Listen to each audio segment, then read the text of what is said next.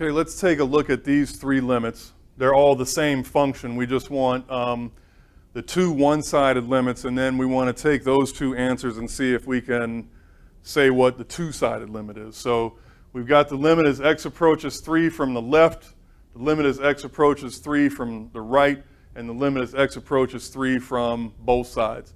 So in this case, the function is x minus 2 over x minus 3. In any of these cases, when we just try to plug in the number 3, we get something of the form 1 over 0 in all of these cases.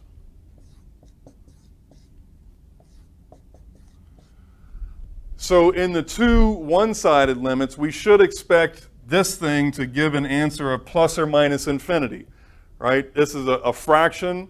The numerator is fixed. The denominator is very small. But by small, are those numbers to the left of 0 or are they to the right of 0? And again, this form has 1 over 0, and so we should expect this to be plus or minus infinity. And then this thing has the form 1 over 0, so either the answer is positive infinity, negative infinity, or does not exist. These will be fine. This one may or may not exist. Okay, so about this first limit, the limit as x approaches 3 from the left of the function x minus 2 over x minus 3.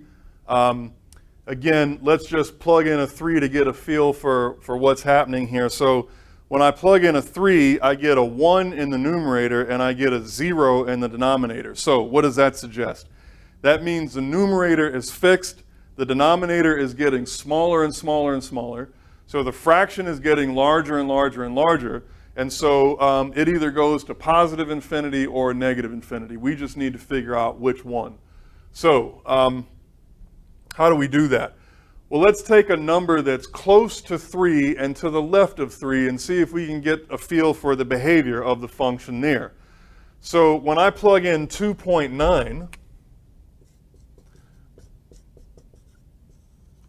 when I plug in a 2.9, here I'm going to get 2.9 minus 2 in the numerator, and here I get 2.9 minus 3. And so I work all that out, and I get 0.9 in the numerator, and in the denominator I get negative 0.1.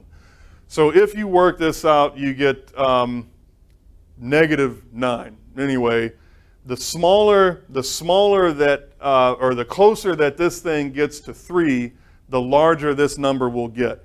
We don't even care about any of this stuff. All we really care about is that the numerator is positive and the denominator is negative. So a positive over a negative, what is that? Well, it's negative. So we would guess that the answer to this thing is negative infinity. So that would be a good final answer for this first thing.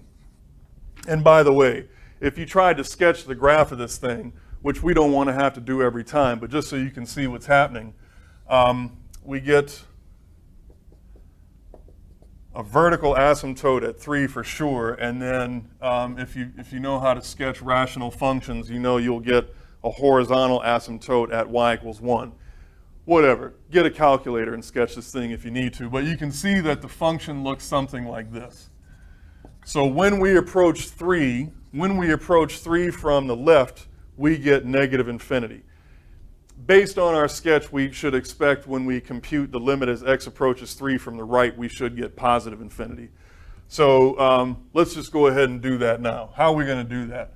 So now I want to look at the limit as x approaches 3 from the right. Again, the form that I get when I do that is going to be 1 over 0.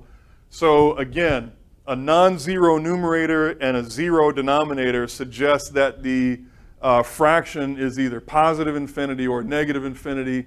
We just need to figure out which one. So what would be a convenient number to check in this case? Here I was to the left of 3. Now I want to be to the right of 3. So let's go ahead and look at 3.1. So when I take 3.1 and plug it into the function, when I plug in a 3.1 in for x, I'm going to get a positive number in the numerator. And then when I plug in 3.1 in for x, I'm going to get 3.1 minus 3. So again, that's positive. So I should expect in this case to get positive infinity. So the limit as x approaches 3 from the left, that was negative infinity. The limit as x approaches 3 from the right,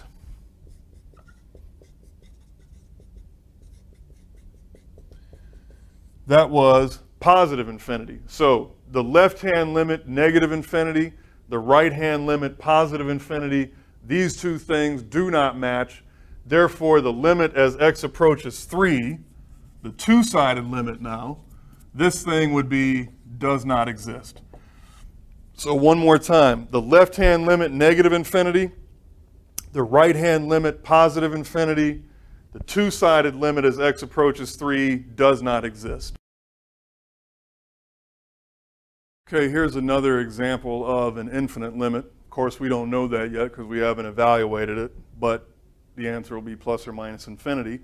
How do I know that? Well, step number 1 is to just plug in the number and see what the form looks like.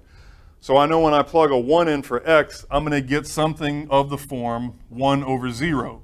Of course, 1 over 0 has no meaning. That is just a shorthand notation to say that the numerator is fixed, the denominator is getting smaller and smaller, therefore the fraction is getting larger and larger.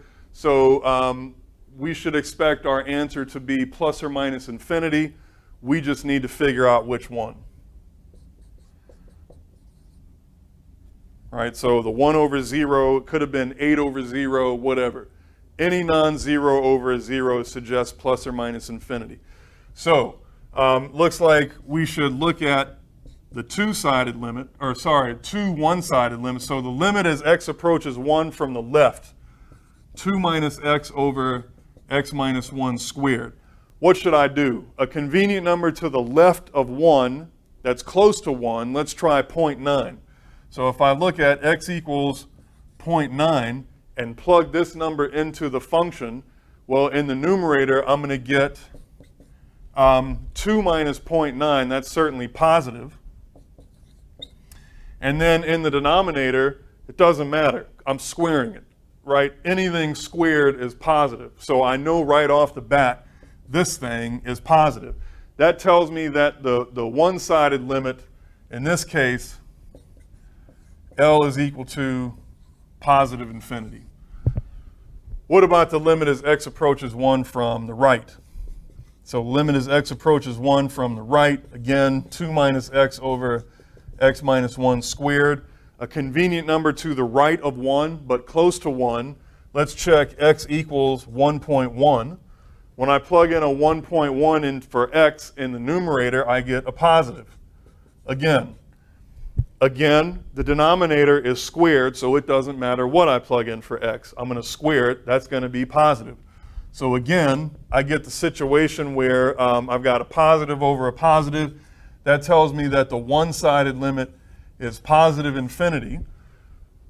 And so because these two things match, the two-sided limit, or our final answer that we were looking for, in this case is going to be positive infinity. So that would be a good final answer for this example.